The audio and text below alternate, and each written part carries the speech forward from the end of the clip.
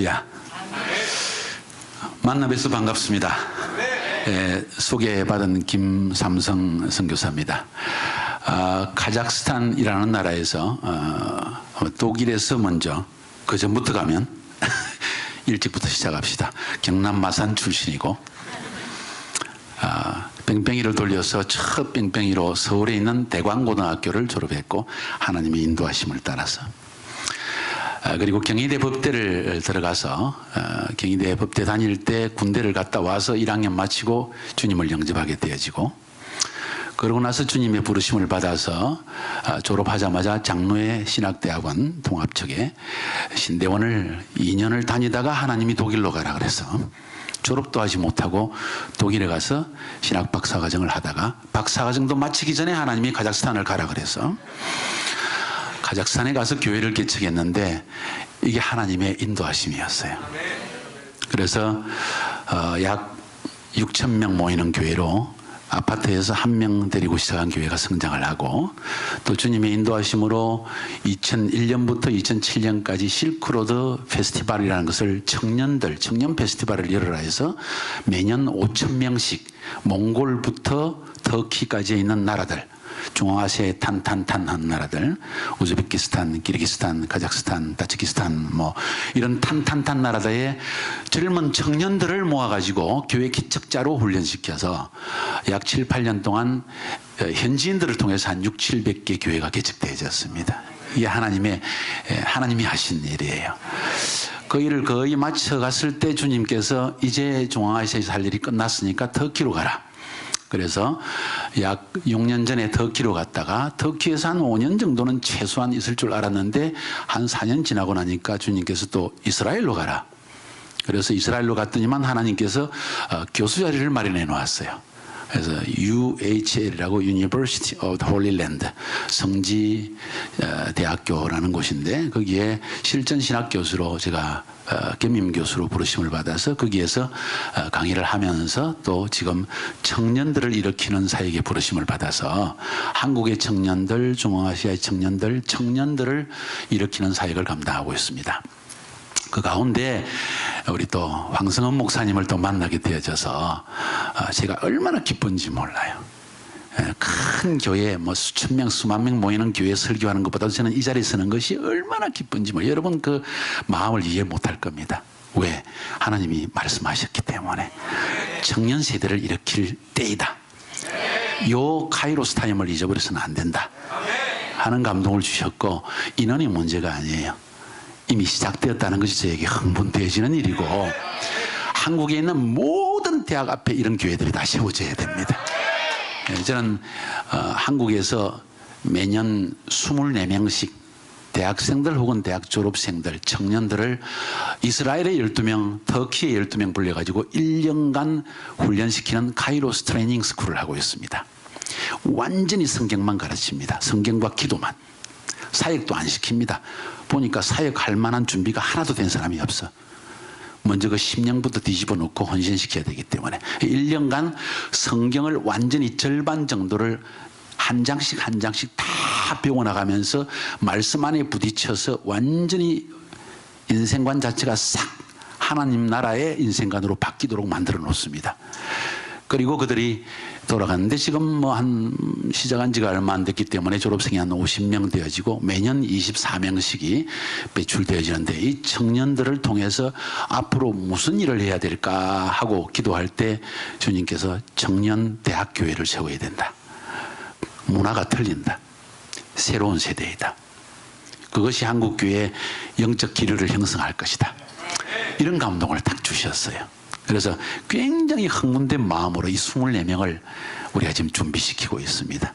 뿐만 아니라 중앙아시아에 있는 또 우리 카자흐스탄 교회 청년들도 불러내가지고 요르단으로 불러내고 우리 요르단에 또 큰 센터를 하나님이 허락하셔서 우리가 구입하고 또 이스라엘에 또 센터가 있고 또 터키 이스탄불에 또 센터가 있고 터키의 안디옥 또 거기에 또 센터가 있습니다. 네 군데 센터를 통해서 이 카이로스생들을 훈련시켜가지고 마지막 때 카이로스 타임에 주님 오시기 직전에 영적 군대로 쓰임받는 일을 위해서 준비하고 있습니다. 핵심은 소그룹입니다. 멘토링입니다. 한 명 한 명의 삶을 치유하고 주님 앞에 완전히 헌신하도록 만들어내는 작업을 하고 있어요. 그래서 우리 황성은 목사님 만난 게 제가 얼마나 기쁘고 세상에 내가 하고 싶은 일을 이미 시작한 분이 있다는 것이 부럽고 고맙고 배우고 싶고 도와주고 싶고 그래서 여기에 오늘 이 자리에 선 겁니다. 뭐 이 차림이 상당히 청년들 차림으로 보이는 모양인데 사실은 제가 청바지 입고 오기를 원했는데 세미 캐주얼이라 그래가지고 그냥 이렇게 입고 왔어요. 지난번에는 우리 이창호 목사님 넘치는 교회에 갔더니 뭐 워십을 5시간씩 하더라고요. 주일 예배 총 합해서 9시간 예배를 드렸습니다. 청바지 입고 제가 가서. 저는 한국 사람이지만은 우리 한국 목사님들이 저를 만나면 도저히 한국 사람 같지 않다. 우리 외국인들도 저를 만나면 당신은 한국 사람 얼굴인데 한국 사람이 아니다. 뭐 외국에서 거의 30년 이상을 살았기 때문에 독일에서 6년 신학 공부했고 또 선교지에 계속 있어 왔기 때문에 그런지는 몰라도 저 캐릭터 자체가 누구에게 얽매이는 거 싫어하고 끌거치는 거 싫어하고 그래서 뭐 여러 개 들고 다니고 가방 들고 싫어해. 이거 하나만 딱 넣고 다니면서 다녀야지. 안 되면 여기다 집어넣어야지 뭐 그걸 들고 다녀요. 그래서 우리 제자들에게 가르칠 때도 설교 원고를 여기에 적어놓고 하는 사람은 이미 걸러먹었다. 혹시 목사님 그리 하시면 죄송합니다. 내가 말하고자 하는 메시지를 딱 여기 집어넣고 있어야 한다. 그리고 그 설교하는 순간순간에 성령님의 음성을 들으면서 영적인 움직임을 보면서 우리가 설교를 해야만 상황에 하나님께서 맞는 메시지를 주실 수가 있다. 뭐 처음부터 그리 되는 건 아니고요. 저도 처음에는 다 카피를 해. 저는 카피의 명수입니다. 유명한 목사님, 기름 부음 받은 목사님, 그냥 욕심이 많아서 그런 분들 거는 제가 카피를 다 했어요. 선교지에 가서도 그렇게 해왔고 또 간증 중에 그런 이야기 나올지는 모르겠지만은 아무튼 저는 두려움과 떨림으로 이 자리에 섰습니다. 사실은 설교를 잘하기 위한 것이 아니고 정말 이 기회에 맞는 메시지가 될 것인가 하는 두려움 떨림. 그렇잖아요. 강사님들이 올 때 제일 사실은 담임 목사님은 힘들어요. 때때로 엉뚱한 소리를 할 때가 있거든. 그 위에 방향과 틀린 이야기를 할 때가 있거든. 그래서 혹시 제가 설교하는 것이 우리 황성은 목사님이 평소에 가르치는 내용과 조금 다른 것이 있으면 목사님이 옳은 거예요. 이해가 되시나요? 왜냐하면 저는 이 교회가 아니기 때문에. 왜냐하면 이 교회에 주시는 메시지와 방향성은 황성은 목사님께 하나님이 주시는 거예요. 철저하게. 아멘입니까? 그래서 그런 마음으로 오늘 메시지를 받으시기를 바랍니다. 저는 똑같은 설교를 2번 반복하는 걸 아주 싫어합니다. 그래서 어느 교회에서 주일날 4번 설교에 들어가면 4번 다 다른 설교하겠습니다. 저는 그런 걸 좀 싫어해가지고 오늘도 3번 설교. 오늘은 첫 번째 설교는 성령님께 민감하라. 한번 따라합시다. 성령님께 민감하라. 성령님께 민감하라. 두 번째 설교는 비전 성취의 길. 어떻게 하면 하나님이 내게 주신 부르심과 비전을 성취하는 삶, 그런 교회 공동체를 만들 수 있을까? 세 번째 시간은 하나님 나라의 제자와, 제가 제일 좋아하는 부분, 사실은 이 하나님 나라의 제자는 한 10번 설교해야 되는 컨퍼런스 내용인데 제가 오늘 앞부분만, 핵심만, 너무 중요한 부분이기 때문에 그렇게 3번에 걸쳐서 여러분에게 메시지를 전달해 드리기 원합니다. 이렇게 말하는 이유는 3번 다 들으시라는 이야기예요. 아멘입니까? 수지 맞을 겁니다. 도움이 될 것입니다. 그저 저는 늘 우리 제자들에게 또 함께하는 목사님들이 그런 이야기합니다. 나한테서 다 뺏겨 먹으세요. 내 안에 있는 걸 다 빼앗아 가세요. 그게 나를 제일 기쁘게 하는 길입니다. 하나님이 제게 주신 것을 다 그냥 가져가 버리세요. 난 그게 최고의 기쁨입니다. 그래서 나보다 더 나은 교회를 인도하고 더 나은 하나님의 사역을 감당하면 그것이 제 인생의 최고의 기쁨입니다. 이게 하나님 나라의 사역이라고 저는 생각하고 있습니다. 그래서 오늘 시간 너무 지나가지 않게 우리 다시 한번 우리 주제를 한번 큰 소리로 외쳐봅시다. 성령님께 민감합시다. 성령님께 민감합시다. 아멘. 본문을 한번 펴보겠습니다. 오늘 첫 번째 설교의 본문은 아주 짧습니다. 빌립보서 2장 13절과 14절의 말씀입니다. 우리 모두 나와 있죠. 큰 소리로 한번 함께 봉독하도록 합니다. 시작. 너희 안에서 행하시는 이는 하나님이시니 자기의 기쁘신 뜻을 위하여 너희에게 소원을 두고 행하게 하시나니 모든 일을 원망과 시비가 없이 하라. 아멘. 다시 한번 읽을까요? 너무 중요한 말씀이라서요. 자, 시작. 너희 안에서 행하시는 이는 하나님이시니 자기의 기쁘신 뜻을 위하여 너희에게 소원을 두고 행하게 하시나니 모든 일을 원망과 시비가 없이 하라. 아멘. 제가 이 말씀을 택한 이유는 저는 어느 교회 가든지 처음 교회 가는 교회는 이 본문을 주로 택합니다. 왜냐하면 이 본문이 저의 인생의 사역의 방향을 설정하는 기초가 되는 말씀이 되어졌기 때문입니다. 하나님이 이 말씀을 특별히 주신 것이 아니라 제가 인생을 살아오고 하나님의 사역을 감당해 오면서 내 인생 자체를 참 만족스럽고 행복하고 뿌듯하게 만들어내는 그 이유가 뭘까 생각해 보니까 성령님이 내 안에 말씀하시는 것에 늘 Yes sir 하고 순종해 왔다는 사실이에요. 그보다 더 중요한 것은 내 안에 하나님이 살아계셔서 그 성령 하나님께서 나에게 늘 말씀해 주시고 인도해 주셨다는 엄연한 사실 때문에 그것도 첨가하면 100% 실수가 없이 저는 그것이 저의 인생의 감정이에요. 오늘 성경 본문에 보면은 너희 안에서 행하시는 이는 하나님이시니 한번 따라서 너희 안에서 행하시는 이는 하나님이시니 우리 옆에 사람에게 얘기하자. 당신 안에 하나님이 일하고 계신데 믿으십니까? 우리 인간의 삶에서 가장 큰 기적이요 특권이 뭔지 아세요? 하나님이 내 안에 들어오셨다는 사실이에요. 믿어서 거듭난 사람은 이걸 분명히 알고 있습니다. 내 안에 들어오셨을 뿐만 아니라 내 안에서 일하시는 하나님이라는 거야. 멀리 바깥에 있는 분이 아니세요. 구체적으로 내 삶을 아시고 내 성격과 기질도 아십니다. 베드로의 기질을 아시고 바울의 기질을 아시고 요한의 기질을 아시고 김삼성의 기질을 아시고 황성은 목사님의 기질을 아시는 하나님. 그 사람에게 딱 맞는 테일러 메이드로 양복을 입어도 테일러 메이드로 딱 가서 맞춰 입으면 맞춤 양복 딱 맞잖아요. 그죠? 제 옷이 딱 맞나요? 맞춤으로 하나님이 그렇게 일하신다는 거예요. 그 하나님이 성부, 성자, 성령 하나님이 계신데 하나님께서 성경을 통해서 가르치시는 지금 우리와 함께 하시는 하나님은 구체적이고 실질적이고 내 삶을 인도하시는 성령 하나님이시라는 거예요. 이것이 우리 삶의 키입니다. 이게 우리의 인생 자체를 행복하게 살기 위한 키이기도 하고 하나님의 사역과 부르심을 받은 사람들이 그 사역을 하나님이 원하시는 방향으로 가기 위해서도 가장 중요한 것이 내 안에 일하시는 성령님을 아는 것이라는 거예요. 여기서 중요한 일은 내 안에 하나님이 일하시고 그 성령 하나님이 일하신다는 걸 알지만은 많은 사람들의 질문이 하나님이 어떻게 일하십니까? 혹은 좀 더 쉽게 이야기하면 하나님의 음성을 어떻게 듣습니까? 제가 우리 카자흐스탄에 있을 때 우리 카자흐스탄 한국 대사님도 우리 교회에 나오시고 아주 친하게 지내고 또 제가 이스라엘 갔더니 그분이 또 이스라엘 대사로 오셨어요. 그래서 거기 가서 또 대사관제에서 같이 지내고 또 이야기 나누고 제가 또 한국에 와서 우리 부산으로 제가 해운대 살고 있어요. 전대 바닷가에. 하나님이 그런 은혜를 또 주셨어요. 또 거기에 모셔가지고 같이 대화 식사하는데 그 대사님 사모님이 목사님 하나님의 음성을 어떻게 듣습니까? 저는 신앙생활을 거의 50년을 했는데 하나님의 음성을 어떻게 듣는지 잘 모르겠습니다.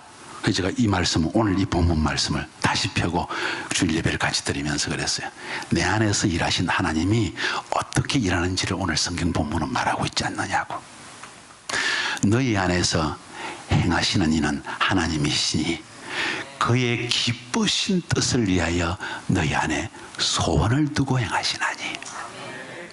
어떻게 일한다고요? 소원을 두고 일하신다는 겁니다. 내 안에 하나님이 원하시는 일을 내 마음에 하고 싶다는 소원을 주신다는 거예요. 소원. 그러면 내 안에 일어나는 모든 소원은 하나님이 주신 것인가? 그건 아니에요. 그럼 어떻게 하나님이 주신 소원인지 내 인간적인 육신적인 소원인지 내가 어떻게 압니까? 나 오늘 신세계 백화점 가서 아주 메이크로 된 멋있는 옷을 사고 싶은데 200만 원짜리입니다. 소원이 일어났습니다. 이거 하나님 뜻일까요? 어떻게 분별할 수 있을까요? 저는 이렇게 이야기합니다. 내 마음속에 일어나는 소원이 하나님 보시기에 합당한 것이고 내 자신에게 해를 끼치지 아니하며 내 이웃에게 해를 끼치지 아니한다면 무조건 시도해보라. 아멘 하고 걸음을 내디뎌 보아라. 그것이 아닐 수도 있다. 그런데 그 내디디보는 그 발걸음을 통해서 당신은 분명하게 이럴 때는 내 뜻이고 이럴 때는 하나님의 성령님이 말씀하신 것을 분별할 수 있다는 거예요. 저는 청년들에게 늘 하는 이야기가, 우리 카자흐스탄에 있을 때도 40세 이전에는 절대 잠도 자지 마라. 목사님 40세 됐죠? 잠자도 됩니다. 40세 이전에는 잠도 자지 말고 모든 실패를 경험해라. 내 마음에 일어나는 선한 소원을 다 해봐라. 그리고 분별해라. 그렇게 하다 보면 이것이 하나님이 원하시는 것인지 아닌지, 내 뜻인지 인간적인 욕망인지 하나님의 성령의 소욕인지 너희가 알게 될 것이다. 우리 현대사회의 청년들의 제일 큰 문제가 뭔지 아세요? 부모님들 잘 들으세요. 너무 보호해서. 자식이 하나밖에 없으니까 너무 귀엽잖아요. 아들 하나 딸 하나밖에 없어. 하고 싶은 걸 다 해줄 뿐만 아니라 낙하산 부모가 돼서 일일이 간섭 다 해. 군대 가는데 군대 전화를 걸어가지고 우리 아들 밥 잘 먹냐고 물어봐. 미쳤어. 이건 미쳤어. 제가 볼 때는 미친 세대야 이건. 그 결과로 제가 이 청년 카이로스 트레이닝 스쿨을 인도하면서 보니까 이 친구들이 뭔가 새로운 일을 시도하는 것을 굉장히 두려워하는 거예요. 하다가 안 되면 금방 집어치워버려요. 쉽게 이야기해서 야성이 없다는 거예요. 야성이. 저희 세대, 저는 1957년생입니다. 한국 나이라면 60세입니다 이제. 그죠? 제 세대는 은혜를 받는 순간 앞뒤 가리지 않고 돌진하는 세대였어요. 저와 함께하는 목사님들 전부 다 먹는 거 가리지 않고 굶는 거 걱정하지 않고 남들이 뭐라는 거 상관하지 않고 가족에서 쫓겨나도 상관없고 무조건 주를 위해서 올인하는 거예요. 그런데 이 세대는 전혀 그렇지 않습니다. 큰일 난 세대구나. 왜? 과잉보호. 너무 사랑해서. 그게 사랑이 아닌데. 그래서 제가 우리 카이로스 학생들에게 돌아가기 전에 늘 밤낮으로 하는 이야기가, 너희 가정에 적이 들어 앉아있다. 이 어머니가 원수다. 그 말이 무슨 말인지 알아들어요. 세속적 제재화를 하는 사람이 너희 집안 안에 있다. 너는 그걸 이겨내지 못하면 끝장이다. 하나님이 말씀하시는데 순종하는 그 라이프 스타일을, 습관을 계속 들여나가야 된다. 그렇게 할 때만 하늘에 속한 수준의 기적을 당신이 맛볼 수가 있다. 하나님이 말씀하시면 무조건 내디뎌 봐라. 하나님이 살아계시다면 너가 혹시 실수로 발을 내디뎌도 그 하나님께서 합력하여 선을 이루지 않겠냐는 거예요. 왜 그것을 꾸물쭈물하며 이 사람 저 사람 모두 기쁘게 하려고 하며 그냥 편안기 말을 찾고 있냐는 거예요. 아니라는 거예요. 주님이 말씀하시면 무조건 yes sir. 한번 따라합시다. yes sir. yes sir. yes sir. 그게 아니고 yes sir. yes sir. 주님이 말씀하시면 나에게 손해가 올지라도, 사람들에게 뭔가 잘못 오해를 주는 일이 있다 할지라도 주님이 말씀하셨다면 내가 한번 일단 순종해 보는 거예요. 아멘. 주님이 그걸 얼마나 기뻐하신지 알아요? 아멘. 이 마음을 우리가 지녀야만이 그 세대에 하나님이 원하시는 교회를 세워나갈 수 있고, 여러분 자신의 인생 자체도 주님이 원하시는 방향으로 나아갈 수 있다는 거예요. 인생 쉽지 않습니다. 지금은 더 어려워요. 우리 세대보다. 개척이 나가는 영이 없으면, 야성이 없으면 여러분 인생의 실패자가 되어집니다. 그 야성을 하나님이 주시기 위해서 내 안에 주신 것이 성령님이십니다. 이 성령님은 제가 볼 때 보내는 영이에요. 개척하는 영이에요.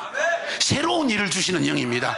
그 영에 대해서 이야기를 환상과 꿈과 비전을 주시는 영이라고 했습니다. 꿈과 환상과 비전이라는 것은 비현실적인 것처럼 보이는 것이라는 거예요. 그런데 하늘에 속한 것입니다. 그것을 받는 자들은 거기에 응답하는 순간부터 기적을 체험하기 시작하는 거예요. 그래서 하나님이 우리에게 성령을 부어주시는 이유가 바로 여기에 있습니다. 여러분 정말 여러분의 인생에 하나님이 일하시는 것을 보기 원하십니까? 내 안에서 일하시는 성령님의 음성에 민감해야 됩니다. 제가 처음 예수 믿었을 때 서울의 동안교회라고 동합측교회인데 그 교회 교육전도사가 돼가지고 첫 부임을 내서 우리 교사님들을 다 모아놓고 디보션을 인도하는데 하나님께서 말씀을 연구하는 중에 잠언서 말씀을 딱 주시는데 그 말씀이 내 평생에 다 와닿는 말씀이 되어졌어요. 한번 열어볼까요?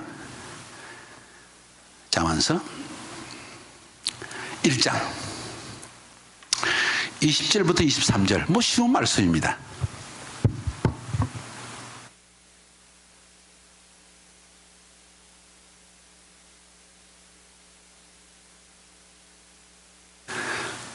잠언서 1장 20절 23절 지혜가 길거리에서 부르며 광장에서 소리를 높이며 시끄러운 길목에서 소리를 지르며 성문 어귀와 성중에서 그 소리를 발하여 이르기를 이르되 너희 어리석은 자들은 어리석음을 좋아하며 거만한 자들은 거만을 기뻐하며 미련한 자들은 지식을 미워하니 어느 때까지 하겠느냐. 나의 책망을 듣고 돌이키라.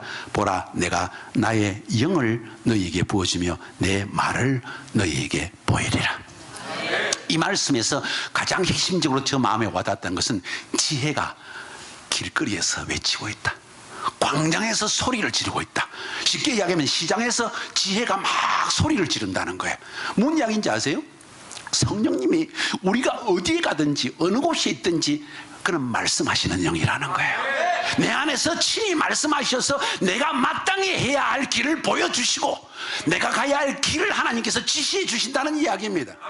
다시 말해서 내 인생의 어느 순간에도 내가 고통받고 내가 상처 입고 내가 낭망해 있고 내가 가장 힘이 없은 순간에도 내가 가장 일이 잘 될 때에도 성령님의 음성에 귀를 기울여야 한다는 이야기예요.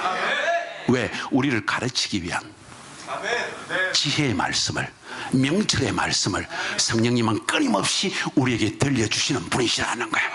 우리 삶의 실패는 듣는 것에 실패해서 옵니다. 우리 한국 사람은 일하는데 굉장히 빠른 사람들입니다. 미국 사람들이 우리를 쳐다보면, 저와 함께 일하는 우리 서양 사역자들을 저를 쳐다보면 You are crazy. 너 정말 미쳤다. 너 어떻게 인생을 그렇게 사냐? 쉬는 시간이 하나도 없잖아. 어떻게 그렇게 살아? This is our DNA. 한국 사람이 DNA다. 이건 어쩔 수 없는 DNA다. 그런데 바쁜 것 걷고 주님을 위해서 열심히 일하는 것도 좋지만은 그 가운데 만약 성령님의 음성을 듣지 못한 채 달려간다면 이건 재앙이라는 거예요. 안식년 잘하라는 이야기가 아닙니다. 매 순간 주님의 음성을 듣는 영적 훈련을 해야 된다는 거예요. 누구를 통해서든지 어떤 환경을 통해서든지 심지어 어린아이를 통해서든지 내 안에 들려오는 음성이 있다는 거예요. 어떤 사람은 늘 예언받기를 좋아합니다. 예언 사역자는 부인하지 않지만은 너무 예언만 사모하는 사람은 맨날 골통을 대밀어요. 죄송합니다, 이런 말을 써서. 매일 대밀어. 남들 보고 내 인생 살아달라는 거야. 남들 보고 내 심령의 확신까지 달라는 거. 그거 어떻게 줘? 괜찮습니다, 예언받아도. 그런데 예언을 받는 순간 내가 생각하고 맞구나, 하나님이 내게 주신 감동하고 맞구나, 확정까지는 괜찮지만은 아무리 천하의 신디 제이콥이 와서 이야기를 하고 예언을 해줘도 소용없는 이야기야. 내 마음의 확신이 안 일어나는데 어떻게 할 거예요? 그렇지 않겠어요? 그래서 성령님이 내 안에 주시는 확신, 성령님이 내 안에 주시는 감동, 이것이 최고의 기준이다. 기억하시기 바랍니다. 그 순간부터 여러분의 인생은 성령님의 인도하심을 받기 시작하는 거예요. 성령님의 인도하심이 나타나지 않습니까? 기도하세요. 금식하세요. 저는 아주 전통적인 방법으로, 제가 처음 거듭난 1981년도부터 시작 지금까지 처음 거듭났을 때 문제만 일어나고 혹시 주님의 음성이 들려지지 않고 뭔가 잘못되면 무조건 금식. 3일 금식을 밥 먹듯이 한 것 같아요. 그때 저희 와이프와 데이트를 하고 있었는데 경희대 피아노과를 나왔기 때문에 저희 사모는, 저는 경희대 법대를 나왔고, 만나서 같이 금식하자 약속해놓고 우리 사모는 금식을 죽었다 깨나도 못해.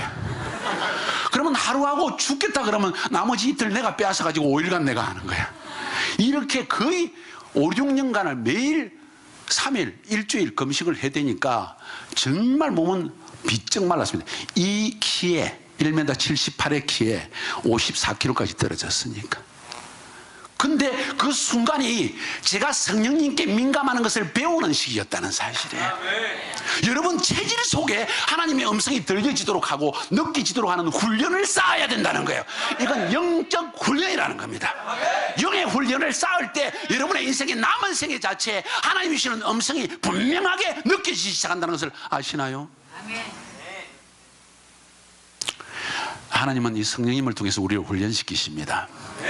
우리는 다 연약해요. 실수할 수 있습니다. 잘못 생각할 수 있습니다. 근데 그 순간순간 성령님의 음성이 우리로 하여금 한 걸음 한 걸음 바른 길이 무엇인지를 가르쳐 주신다는 겁니다. 장로의 신학교를 들어갔는데 졸업도 하기 전에 2학년 때 아차산에 올라가서 매일 기도를 합니다. 아차산 아시죠? 신해산 기도회라는 모임이 있었습니다. 저는 거기에 점심시간 되면 밥 먹지 않고 가서 매일 예배 드렸습니다.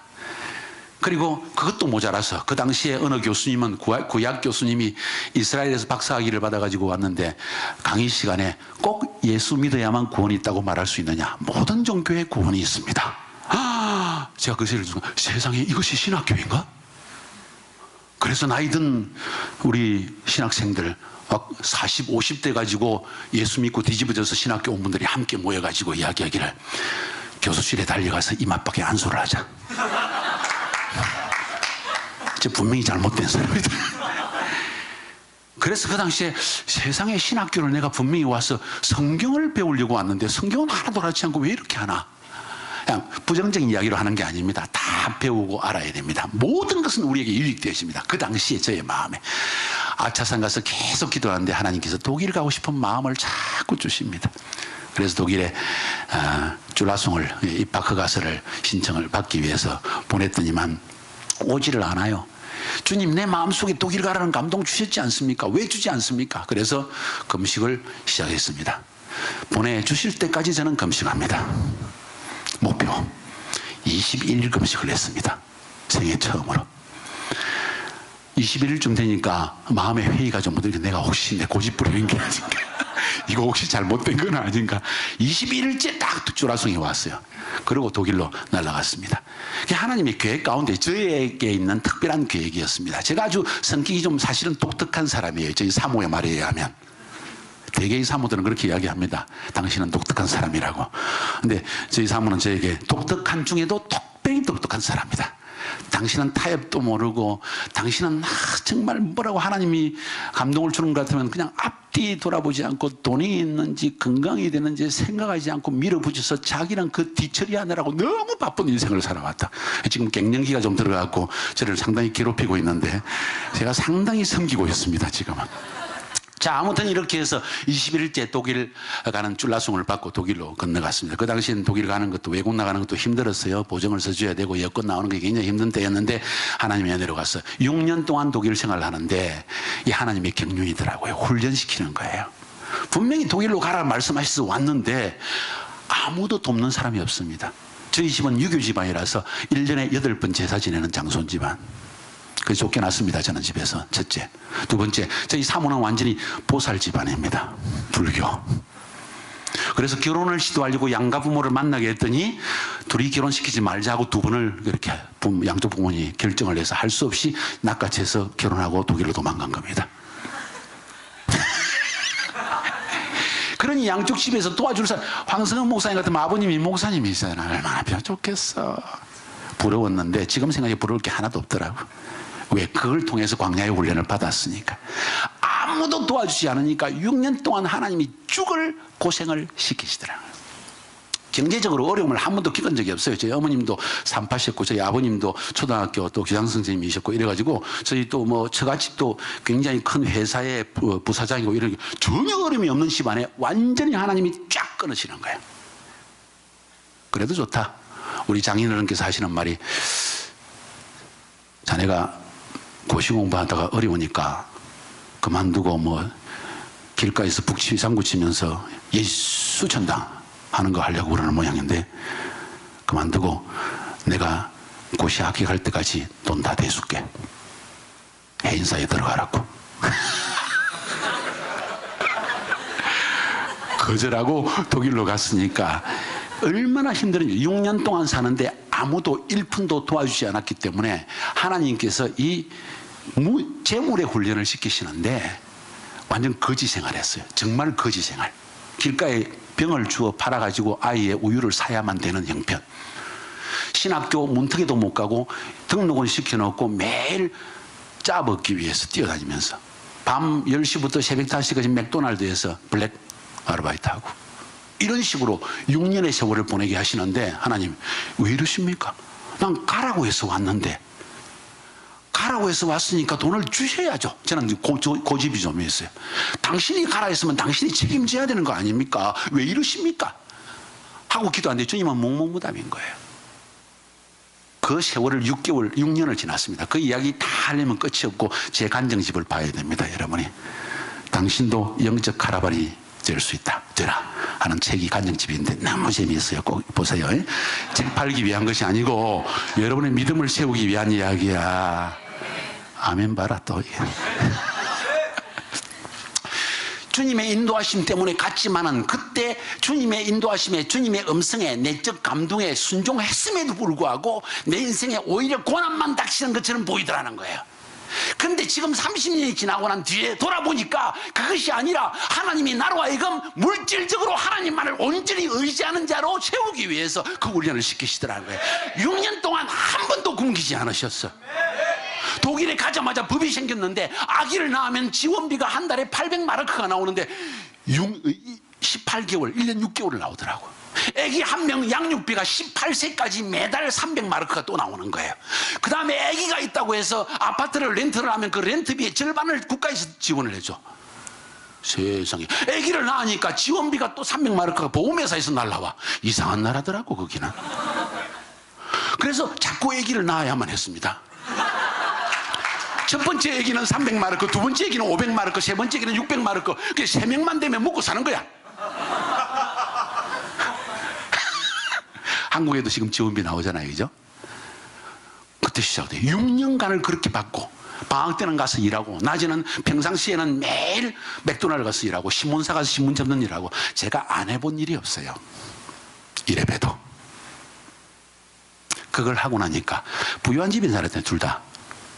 하나님은 그 훈련이 필요했던 거예요, 나에게는.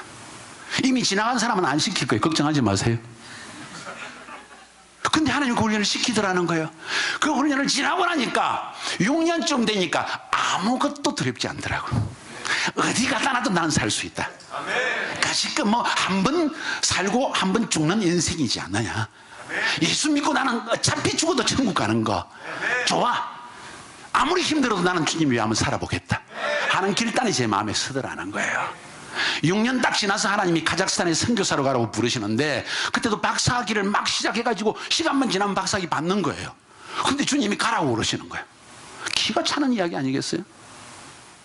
그래서 프랑크푸르트라는 곳에서 어느 목사님을 만났고 그 목사님께서 카자흐스탄에 가는 것이 어떻겠냐 하는 이야기를 들었을 때 제 마음속에 성령님이 적시로 이제 때가 왔다 가라 또 그러시네. 아니면 내가 나의 말을 너무 쉽게 듣는 걸까? 그건 아니에요. 그건 아니에요. 나도 그래도 논리가 있고 가정이 있고 아기가 있는데 차를 몰고 올라오면 3시간을 북쪽으로 차를 몰고 올라오면서 막 주님 감사합니다. 드디어 때를 기다렸는데 주님이 나를 부르시는군요. 여름 방학 때 일을 하려면 보쉬라는 회사 아세요? 자동차 부속품 많은 독일 회사? 거기에 일을 하러 갑니다. 독일은 전 자동화가 돼 있어서 앞에 딱 자동화 있으면은 부품이 와서 슉슉슉슉슉슉슉 8시간 일하는데 아무것도 할 일이 없어. 그것만 보고 있는 거야. 너무 쉽지 그제? 나 같은 성격의 사람에게는 날 죽이는 거야. 차라리 그냥 땅을 파는 게 나아. 8시간 동안. 그래야만 난 직성이 풀리는 사람. 가만히 있어. 그걸 어떻게 보고 있어. 그러다가 기계가 멈추면 빨간 버튼 착 누르시면 또 슉 다시 돌아가요. 그러니 8시간 동안 이거 두 번만 하면 끝나는 거야. 그리고 3,000마르크를 월급을 받아. 세상에. 나는 정말 그때는 너무 힘들어가지고 조그마한 성경책 디비벨 독일 성경책을 사가지고 그래서 읽습니다. 성경을 읽다가 나중에는 그 한국말로, 나 한국말을 잘 좀 모르는 경향이었는데 10장이 그 반장이 와가지고 업무 시간에 그거 보면 안 된다고. 그래서 또 집어넣고, 그럼 뭐 하라는 말이야? 이거 보고 있으라는 거야. 그래서 뭐 한지 아세요? 얼마나 설교가 하고 싶었던지, 얼마나 사역이 하고 싶었는지 기계를 쳐다보고 예수는 부활하셨다, 주 예수를 믿으라. 그 마음 이해하겠어요? 주님 왜 나를 섞이십니까? 나는 주님 앞에 쓰임받기를 원했는데 왜 나를 여기 세워놓고 그것도 일이라도 시키시기, 일도 안 시키시고 내 성격을 아시는 하나님이 인내 훈련시키시는 거야. 잠잠하여 내 음성을 들으라는 거예요. 그 세월을 보내고 6년 딱 지나서 카자흐스탄으로 부르심을 받고 딱 출발하고 나니까 그 다음에 거기에 남아있는 우리 친구들의 이야기, 통합적 우리 선교사님들이 많이, 목사님들이 많이 공부하고 있었는데 저에게 메일을 써서 하는 이야기가 뭔가 하니, 전도사에서 김전도사가 떠나고 나서 아이들에게 주는 양육비가 외국인에게는 사라져버렸대. 어떻게 해석할 수 있을까? 어떻게 해석할 수 있어요? 하나님이 꼭 나를 위해서 법을 만들고 또 내가 떠나고 나니까 외국인에게는 안 준다는 법이 나오고, 물론 너무 내 중심적으로 생각하는 경향도 있다고 볼 수 있지만은 하나님은 그때와 상황에 맞게 그 사람을 그 자리에 넣으시고 도우실 길을 예비해 놓으시고 그리고 나를 인도해 주시고 훈련시키시고 부르신다는 거예요. 카자흐스탄에 들어갔습니다. 독일에 있을 때 부르심을 받을 때 3번 내 마음의 감동을 내가 다 준비해 놓았다, 가라 그러시더라고. 그래서 야, 가면 하나님이 다 준비해 놨겠구나. 갔습니다. 아무것도 없더라고. 선교비 그때 200불 받았어요, 한 달에. 200달러. 근데 200달러가 큰 돈이었습니다. 구소련 지역에 막 공산주의가 붕괴되어져 있는 상황이었으니까. 한 100달러 하면 생활이 가능했어요. 가봤더니 아파트도 없고 통역도 없고 사람도 없고 아무것도 없어요. 근데 하나님이 준비해 놨다는 거야. 아니 뭘 준비해 놨습니까 주님? 통역도 없고 집도 없고 아무것도 없고. 그래서 4명이 가가지고, 그때는 아들 딸 낳았는데 4명이 가가지고 한 방을 빌려가지고 한 달에 20달러 주고 아파트 방 하나 빌려가지고 거기서 먹고 살고 예배를 드리고, 한 명 현지인 데리고 와서 벽에다가 사형리 붙여놓고 설명하고, 그 다음에 성령 받아라야 성령 받게 하고, 이렇게 교회를 시작했다는 거예요. 그리고 기도하는데 가만 보니까 하나님이 다 준비했다는 말의 의미가, 우리 하나님은 굉장히 이기적인 분이죠. 아시나요? 자기 일에 굉장히 밝으신 분이죠. 사역이 준비됐다는 거야. 추수가 준비됐다는 거야. 사람이 준비되었다는 거야. 공산주의가 무너지고 나서 이데올로기가 완전히 무너지면서 공허한 상태에 있는 그들에게 지금 복음을 전할 때가 왔고 그들은 받아들일 준비가 되어졌다는 거예요. 그래서 저에게는 지휘의 은사도 없고 축사의 은사도 없고 예언의 은사도 없고 전 가진 게 별로 없는 사람입니다, 솔직히 말해서. 그리고 굉장히 수줍어하는 성격이에요. 이해가 되나요? 근데 바꿔놓으시더라고 성령님께서.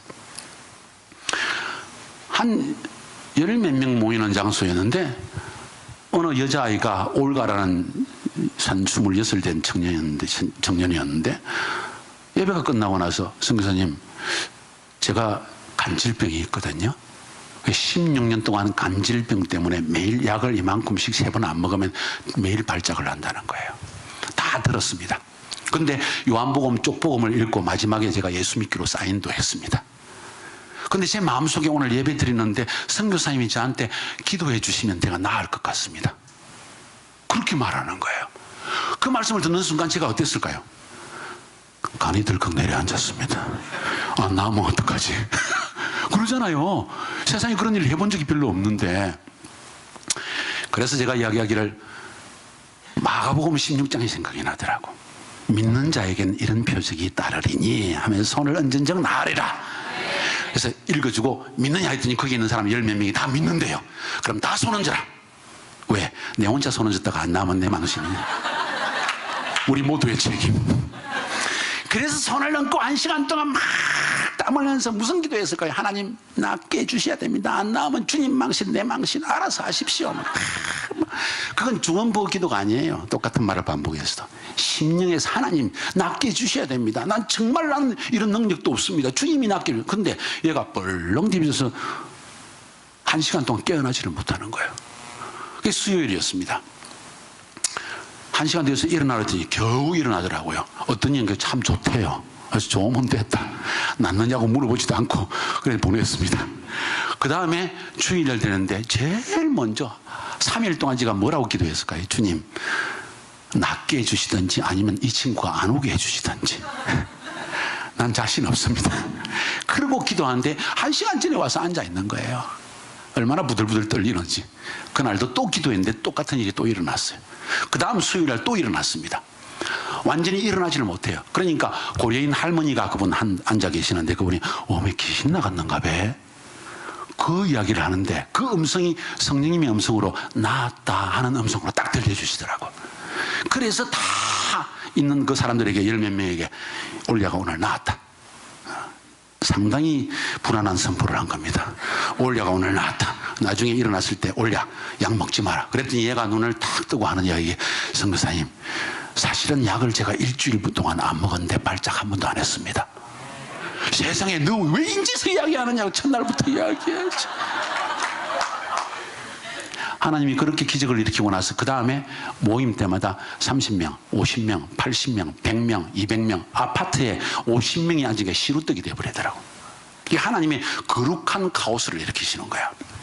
이건 사람이 한 일이 아니기 때문에 내가 이야기하는 거예요. 나에게 능력이 없었기 때문에 하는 이야기예요. 하나님이 하시려고 하는 그 시점에 카자흐스탄이라는 중앙아시아 알마타라는 도시에 하나님이 부흥을 일으키기로 작정을 내놓았기 때문에 순종하는 자를 통해서 하나님이 일을 하신다는 걸 보여주기 위해서, 성령님의 드리는 음성에 순종하는 자를 통해서 일하신다는 걸 하나님이 보여주기 위해서 그 일을 행하시다는 거예요. 주님의 일은 내가 하는 게 아니에요. 주님의 일에 순종하는 자를 통해서 도구로 사용해서 하나님이 하시는 일이라는 거예요. 50명 이상씩 모이는데 그때는요 공산주의가 무너졌기 때문에 탈론이라는 걸 주었어요. 사람들에게. 상점에 가면 아무것도 없습니다. 진짜 아무것도 없습니다. 선반에 제로. 어떤데 길가에 사람들이 한 100m, 200m 줄을 서 있습니다. 왜냐하면 오래간만에 뭐가 하나 나왔기 때문에. 장난감이 하나 나왔다, 뭐 먹을 것이 통조림이 하나 나왔다. 그러면 막 줄을 쫙 섰다가 사라지면 또 줄 서서 기다립니다. 그러다 사라집니다. 이게 그 당시의 현상이었어요. 그러니까 우리는 외국인이었기 때문에 달론, 배급표를 못 받는 거예요. 그런데 이런 역사가 일어나니까 두부까지 들고 오더라고. 두부. 선교지에서 두부. 알아요? 두부? 그 감격을 알아요, 여러분? 두부. 고려인 할머니가 집에서 담근 두부. 뜨끈뜨끈한 거. 꿀. 뭐 온갖 거를 다 갖다 주는 거예요. 그렇게 하나님 먹여 살리더라니까. 할렐루야. 50명이 모이는데 방 안에서 하나님이 성령을 부어주십시오. 그때 성령 사역을 많이 했습니다. 성령을 부어주십시오 하는데 성령을 달라고 기도하는데 암 환자가 낫고, 치유해달라고 기도하는데 방언을 하고, 이런 역사가 막 터져나가더라고요. 이건 거룩한 혼란이야. 홀리 카오스라는 게 홀리 카오스. 주님이 이렇게 일을 행하시다는 거예요. 이게 어디서 나오는 것이냐? 단지 하나님의 음성에 순종했을 때 나타나는 하나님의 역사라는 거예요. 우리 주님은 그가 하고 싶은 일을 우리에게 보여주십니다. 우리 마음속에 그의 기뻐하시는 뜻을 너희 안에 소원을 두고 행하시는 일. 원망하고 시비할 필요가 없다는 건데 14절에서는 모든 일에 원망과 시비가 없이 하라. 뭔 이야기입니까? 성령님의 음성에 순종하고서야 원망하고 시비할 일들이 없어진다는 겁니다. 왜 원망과 시비가 일어납니까? 불평이 일어납니까? 내 뜻대로 했기 때문에, 내 숨은 동기가 있기 때문에, 내 원함이 있기 때문에. 아니, 성령님의 원하심, 그분의 일에 순종하면은 인간적인 원망과 시비가 사라져버린다는 거예요. 그리고 우리 마음속에 소원을 주실 때 그건 나의 소원 정도가 아니라 그의 기쁘신 뜻을 위하여 너희 안에 소원을 두고 일하신다. 아멘입니까? 한 4년 지나고 나서 제가 러시아 말도 별로 못하고 러시아 말을 사용하거든요. 너무 밤낮으로 일하고 설교 준비에 별 해본 경험이 없기 때문에 하루 종일 설교 준비. 거기다 성경학교를 했기 때문에 일주일에 3번 성경학교, 매일 밤마다 저녁 7시부터 밤 12시까지 5시간씩. 주일 예배는 항상 4시간 내지 5시간. 뭐 넘치는 교회 이미 우리가 하고 있었어요. 성찬식까지 있는 날은 저는 이런 성찬식은 별로 은혜가 없어서, 여기는 또 그렇게 하는지 모르겠 죄송합니다. 큰 이 예수님 시대처럼 그런 노수로 만들어 가지고 20개를 쫙 놓고 앞에 와서 은혜 받는 시간까지, 어떤 데는 성찬식 하면 예배가 7시간. 설교는 보통 2시간. 왜? 설교를 하다 보니까 하는 순간에 이 말을 못 알아들을 것 같으면 앞에까지 설명 다 하고 다 하니까 이 2시간이 넘어가는 거예요. 매일 설교마다. 수요예배마다 성령 집회. 금요일 날은 이 주제에 귀신도 못 쫓아내고 치유의 은사도 없는 사람이 하나님께서 귀신 들린 사람이 너무 많다는 걸 보여주셔서 어느 목사님의 조언을 받고 힐링이라는 책, 치유라는 프랜시스 맥너트라는 사람이 쓴 책을 추천해 줘서 그걸 쫙 독파해가지고 귀신 잡는 특공대를 5팀을 만들었습니다. 2명씩 짝을 지어서 귀신이 나타나면 축사하고 기도하고 찬양하고 안심시켜주고 말씀을 선포하고 이렇게 해라 해가지고 밤 10시부터 매주 금요일마다 새벽 6시까지 8시간 스트레이트 철야 예배 매주. 미쳤어 내가 생각해도. 왜? 성령이 보여주시니까. 귀신 들린 사람이 보이니까 말을 하는 것이 뭐 정상적인 사람이 아니야. 이야기해보면 미친 소리를 해 정말로. 왜? 나중에 알고 보니까 조지 오티스 JR이라는 사람이 있습니다. 주니어. 유명한 분입니다. 스피리추얼 매핑, 영적 도회의 유명한 분입니다. 그분하고 한번 워크숍을 하고 같은 워크숍 리더가 된 적이 있는데 내가 그 이야기를 쭉 했더니만 패스터 김 안 하냐고. 중앙아시아, 중국, 러시아 있는 그 시베리아 지역, 지금으로 하면 신장성에 있는 지역, 중국에 그 위쪽에 우랄 알타이 자치공화국이라는 게 있습니다. 우리 한국 민족의 말이 우랄 알타이 어족이에요. 그 지역에 전 세계 샤머니즘의 분출구라는 거야. 전 세계 샤머니즘, 악령의 분출구가 거기서 흘러나오기 때문에 당연히 카자흐스탄은 그 줄기에 있기 때문에, 그리고 신장성 지역, 시베리아 지역이 전체가 이 샤머니즘의 어둠의 영에 꽉 붙잡혀 있기 때문에 거기는 딜리버런스 미니스트리를 축사 사역을 하지 않을 수가 없다. 그렇지 않고는 사람들이 해방될 길을 말씀을 전해도 이게 가려져서 듣지를 못하는데 어떻게 말씀을 전할 수 있냐는 거예요. 그래서 축사 사역을 시작한 거예요. 밤 10시부터 새벽 6시까지 한번 해보세요. 그것도 복음서에 나오는 귀신을 쫓아내는 사례, 치유의 사례, 그 본문을 딱 놓고 설교를 딱 하면 여기서 꽥꽥 소리를 지르고 막 거품을 물고 넘어집니다. 한국은 그러지 않아요. 상황적입니다. 희한한 일이 벌어집니다.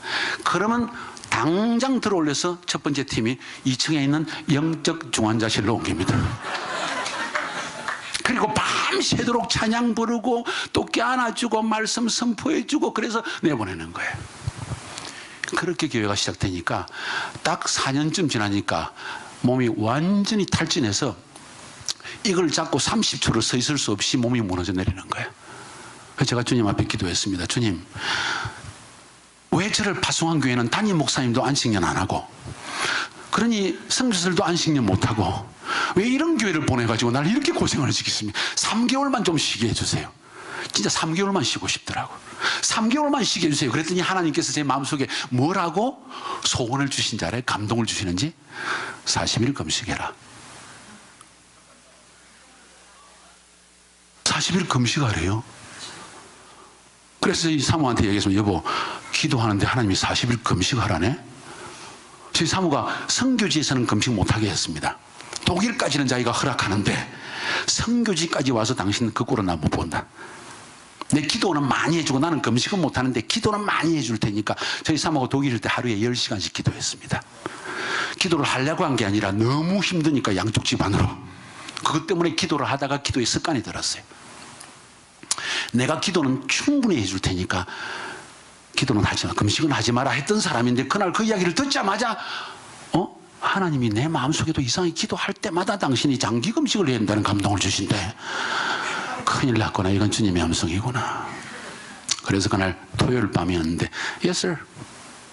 다음날 주일날 우리 성도님들에게 하나님께서 어젯밤에 기도하는데 나에게 40일 금식하라고 명령하셔서 내가 이번 주에 한국에 나가서 금식의 기름 부음이 있는 기도원에 가서 금식을 하고 했습니다. 했더니 성도들이 뭐 야단법석이 났죠. 그러나 또 주님의 명령이기 때문에 바로 한국 날아가서 순복음 금식 기도원에 올라가서 목사관이 있고, 그래서 거기에 돈도 없어서 그때는 공짜를 찾아다녔으니까 거기에서 40일 금식을 했습니다. 그 40일 금식하는 동안 참 하나님의 역사는 놀라워요. 그 감동에 순종하는 것이 얼마나 중요한지 모릅니다. 너무 지치고 힘들어 있는데 사실은 내 영이 더 지쳐 있었던 거야. 사역해 나가면서 육신도 육신이지만 주님은 쉬게 해주시는 거예요. 진짜로 영적으로 육체적으로 모든 면에서 혼적으로 40일 금식하는 동안 우리 성도들이 40일 동안 내가 교회를 비워본 적이 없거든요. 그런데 큰 판을 만들어 놓고 전 교인이 그 당시 한 1000몇백 명 됐었는데 벌써 한 4, 5년 됐을 때 1000명이 넘었습니다. 그때 전부 전 교인이 날짜를 적어 놓고 전 교인 한 명도 빠짐없이 전부 적어도 하루 금식. 모든 셀리들은 저를 위해서 일주일 금식. 그 위에 소교구장이라고 해서 소교구장들은 2주 금식, 대교구장은 3주 금식, 부목사는 30일 금식. 날 위해서. 미친 교회죠, 그죠? 그렇게 하게 하시더라고. 그래서 제가 금식 마치고 돌아왔더니 40일 금식하고 30일 보식하고 딱 돌아왔더니 교회가 30%가 성장했더라고. 이게 하나님이 일하시는 방법이에요. 40일 금식하는 동안에 하나님께서 제 마음속에 너무 지쳐서 하나님 저 아무것도 못하겠습니다. 좀 쉬겠습니다. 잠도 푹 자고 40일 동안 그러나 성경 일독은 제가 정독을 하겠습니다 하고 정독을 쭉 해나가는데 요한복음 11장에 딱 왔습니다. 거의 28일째 되는데 28일째 요한복음 11장을 읽는데 11장이 뭔지 아는 사람? 죽은 나사로를 살린 사건입니다. 죽은 나사로가 나을지 되는데 냄새가 나는데 무덤에 갖다 넣었습니다. 마리아와 마르다가 울면서 하나님 주님이 여기 오셨더라면 일찍 오셨더라면 내 오빠가 죽지 않았을 걸, 오라비가 죽지 않았을 걸. 그랬을 때 주님이 무덤으로 그들을 데려가서 뭐라고 말씀하는지 아세요? 무덤을 보면서 기도하시면서 또 마리아 마르다에게 뭐라고 하는지 아세요? 네가 믿으면 하나님의 영광을 보리라고 내가 말하지 않았느냐? 네가 믿으면 하나님의 영광을 보리라고 내가 말하지 않았느냐? 그 말씀이 막 대창처럼 제 마음에 꽂히는데 믿음이구나. 믿음.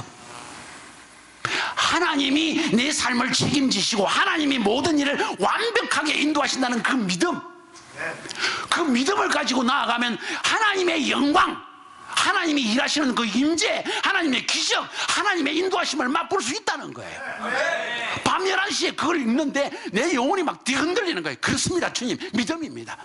그래서 밤에 자는 목사들을 다 깨웠어요. 금식하는 목사들을. 옆방에 뭐 20일 된 순복음교회 목사, 여기는 또 통합적 목사 막 다 깨워가지고 제가 은혜 받은 걸 막 나눴어요. 그랬더니 아멘 아멘 하고 그랬더니 잡시다 그런데 주님 그렇습니다. 왜 그 말을 주셨는가 하니 제 마음속에 조금 불평이 있어요. 주님 왜 나를 위해 중보기도하는 사람 하나도 없고 돈으로 지원하는 사람 하나도 없고 날 아는 사람도 하나도 없고 저는 누굽니까 도대체 하면서 마음속에 굉장히 뭐라 그럴까 혼자라는 외로움감, 아무도 나를 알아주는 사람도 없다는 외로움감, 그냥 들어줄 사람도 없는 거예요. 친척 중에 가족 중에서도 아무도. 그 외로움 때문에 막 울면서 내 마음속에 내 영혼이 울고 있는 거예요. 들고 보니까 그 마음속에 하나님이 그래 수고했다 이게 아니라 네가 믿으면 하나님의 영광을 보리라고 내가 말하지 않았느냐. 오히려 믿음을 책망하시면서 또 믿음을 가질 때 하나님께서 더 큰 일을 행하실 것을 보여주시더라는 거야. 그래서 그렇다, 믿음이다, 내가 더 믿음을 가져야지. 사실 저에게 지휘의 은사, 축사의 은사 없지만 딱 한 가지 있는 게 있어요. 믿음의 은사입니다. 말씀하시면 순종하면 그대로 이루어지는, 말씀만 하시면 제 마음속에 믿어지는 거예요. 그 믿음의 은사가 있는데도 불구하고 그것도 부족하다는 거예요. 믿음으로 나아가라는 것이죠. 그날 잤습니다. 밤새도록 찬양 부르고 한 몇 시간 자고 나서 아침에 일어났는데 제가 떠오르는 생각이, 주님 근데 뭘 믿을까요? 내 예수 믿습니다. 천국 가는 거 믿고 예수 믿음으로 말미암아 내 삶에 하나님께서 보장되신 거 다 믿고 다 믿습니다. 근데 뭘 믿을까요? 하는데 그 순간에 다 영롱하게 주시는 음성이 기가 막히게 다 뭐라고 하는 거니? 복음의 말씀으로 카자흐스탄과 중앙아시아에 있는 모든 민족들에게 의식을 바꿔줘라. 그 말이 무슨 말인지 저는 이해하지 못했습니다. 복음으로 민족들의 의식을 변화시켜라. 나중에 알고 보니까 중앙아시아의 모든 나라들은 모슬렘군들입니다. 이슬람입니다. 십자가 보면 엄청 두려워서 십자가를 달면 안 됩니다. 교회에서. 왜? 크루세이드를 기억하기 때문에, 십자군 전쟁을 기억하기 때문에, 무지한지 학살을 했기 때문에 십자군들이. 그래서 기독교를 아주 싫어하는 그런 영적 분위기가 있기 때문에 그런 게 안 된다는 거예요. 그래서 기독교 하면 십자가 생각나고 십자가 하면 두려움이 오거든요. 그들은 두려움의 대상이야, 기독교가. 언젠가는 자기들을 초토화시킬 것이라는 두려움. 그래서 기독교를 받아들이기 싫어하는 거예요. 그런데 그 의식을 바꿔 하나님은 좋으신 하나님이라는 사실을, 복음으로 우리의 삶을 축복하시며 우리의 모든 상처를 해결하시며 우리의 삶을 인도하시며 풍성하게 만들어주시는 하나님이라는 사실을 선포하라는 거예요. 그때부터 의도적으로 좋으신 하나님에 대해서 막 강하게 외치기 시작했습니다. 그러니까 우리 청년 사역자 가운데 가작 청년인 감시아시라는 여자 한 명이 나타났어요. 이 청년이 그 말씀을 딱 받아서 내가 이 복음으로 카자흐스탄의 청년들의 의식을 변화시키겠다 하고 나오더니 이 한 명의 청년이 그 메시지를 받고 그 비전을 받는 순간 3년 안에, 아니 그 이후로 한 5년 6년에 걸쳐서 한 개의 셀을 시작해서 150개의 셀을 만들어내더라는 거야. 150개의 셀을. 이게 비전의 능력이더라는 거예요. 그거 주시려고 하나님이 40일 금식하라는 감동을 주시더라는 거예요. 거기에 순종했더니 하나님께서 비전을 주셨고, 그 비전을 선포했더니 하나님 그 비전을 받은 한 영혼을 통해서 청년 세대가 막 일어나기 시작하더라는 거예요. 뭘 이야기하고 있습니까? 내가 알지 못하는 일들을, 우리는 미래를 몰라요. 한순간도. 하나님은 다 아시고 그가 하실 일들을 내 마음에, 그 기쁘신 뜻을 내 마음에 소원을 두고 일하신다는 거예요. 여러분이 지금 하고 있는 일에 확신을 가지세요. 하나님이 여러분에게 하라고 말씀하신 그 일에 최선을 다하세요. 생명을 걸으세요. 저의 모토가 뭔지 아세요? 내가 아무리 싫은 장소를 할지라도 하나님이 짱박아 나는 장소에 나는 꽃을 피우기 전에 안 나온다. 하나님이 말씀하기 전에는 절대로 내 인위적인 방법으로 나오지 않는다. 하나님이 강제적으로 뽑아낼 때까지 난 거기에 차라리 죽어버린다. 나는 거기에 꽃을 피우겠다. 이 마음이 여러분 속에 있어야 됩니다. 여러분의 인생에 하나님은 그러한 일을 행하기 위해서 여러분의 삶을 인도하고 있다는 사실을 믿으시기 바랍니다. 너무 좋으신 하나님이세요. 그래서 하나님을 믿고 그분의 음성에 귀를 기울이며 산다는 것은 세상에 이렇게 보람차고 만족스럽고 행복하고 기쁜 일이 없는 거예요. 그래서 우리 집에 아이가 몇 명이더라? 4명. 딸 하나, 아들 셋. 밥 먹을 때마다 하고 싶은 거 다 해봐라. 네 마음에 하고 싶은 거 다 해봐라. 그러나 하나님을 섬기는 것보다 더 기쁜 일이 있으면 나한테 한번 이야기해봐라. 그것보다 더 기쁜 일이 있으면 나한테 한번 보여봐. 확실히 있게 한번 보여봐라. 아빠는 내 인생을 살아오면서 이렇게 멋진 하나님, 완벽하신 하나님, 온전하신 하나님을 본 적이 없다. 난 그분의 인도하심을 너무나 완벽하게 보아왔기 때문에 다른 일을 하라고 해도 100만 불을 준다 해도 나는 하지 않는다. 왜? 이게 내 삶에 가장 만족을 주는 일이기 때문에. 아직 너희들은 어려서 모르니까 하고 싶은 거 다 해봐. 괜찮아. 그러나 주님이 부르실 때 미련 없이 아멘하고 순종하면 좋겠다. 전 그렇게 이야기합니다.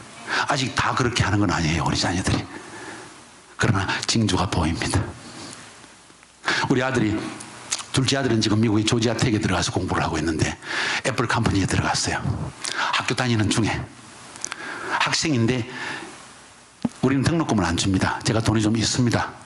안 줍니다. 고등학교 졸업하면 우리는 끝입니다. 야성을 키우기 위해서. 혼자서 먹고 살아라. 등록금이 얼마인지 아세요? 4만 달러 1년에. 기숙사비까지 합하면 5만 달러가 넘어갑니다.